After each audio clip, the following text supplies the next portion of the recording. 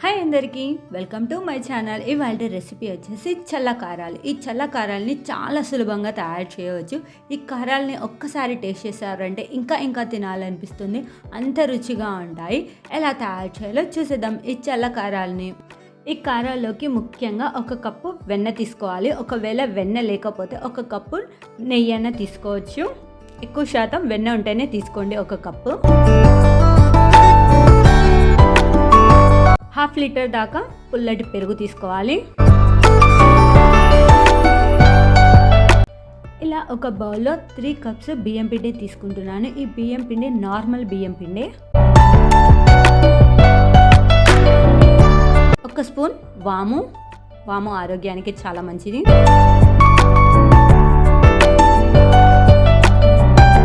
ఇందులోకి 1 స్పూన్ నువ్వులు,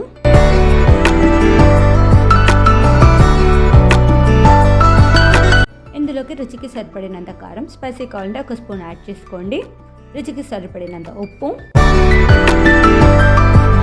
చిటికెడు వంట సోడా పొడి.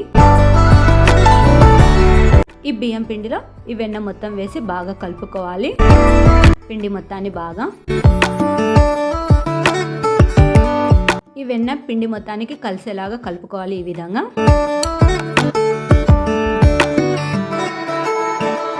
పిండి మొత్తాన్ని ఈ విధంగా కలుపుకున్న తర్వాత ఇందులోకి కొద్దిగా పెరుగు యాడ్ చేసుకుంటూ పిండి మొత్తాన్ని ఈ విధంగా కలుపుకోవాలి. వీడియోలో నేను చూపించిన విధంగా పిండి మొత్తాన్ని ఈ విధంగా కలిపిన తర్వాత ఇంకా పెరుగు యాడ్ చేసామంటే పుల్లగా అయిపోతుంది. కాబట్టి నేను కొద్దిగా వాటర్ యాడ్ చేసుకుంటూ పిండి మొత్తాన్ని ఈ విధంగా కలుపుకుంటున్నాను.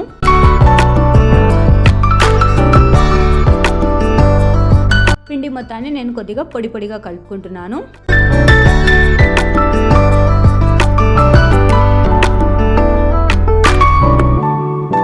ఈ బియ్యం పిండిని ఈ విధంగా కలుపుకున్న తర్వాత ఈ విధంగా కలుపుకోవాలి. కొద్దిగా పొడిగా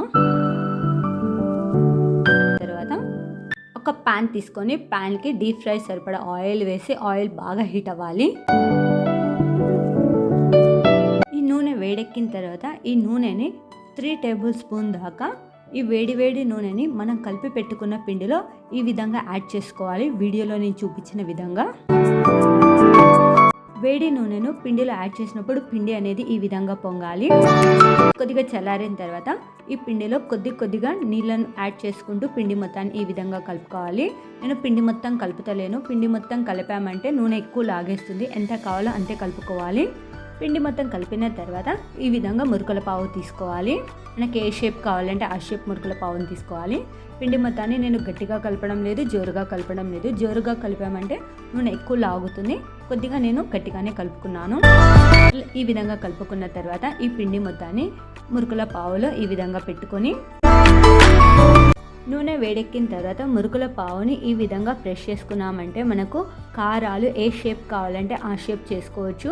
ఈ విధంగా చేసామంటే మనకు నూనె అనేది కొద్దిగా సెగ వచ్చేస్తుంది చేతులకి. ఇలా కాకుండా ఒక కవర్ మీద వేసుకొని తర్వాత నూనెలో యాడ్ చేసుకోవచ్చు. ఈ విధంగా వేసిన తర్వాత ఈ కారాలని 2 వైపులా దోరగా కాల్చుకోవాలి. కొద్దిగా ఎర్రగా వచ్చే వరకు. మనం పిండిని జోరుగా కలిపామంటే నూనె ఎక్కువ లాగుతుంది. అందుకు కొద్దిగా గట్టిగా కలుపుకోవాలి.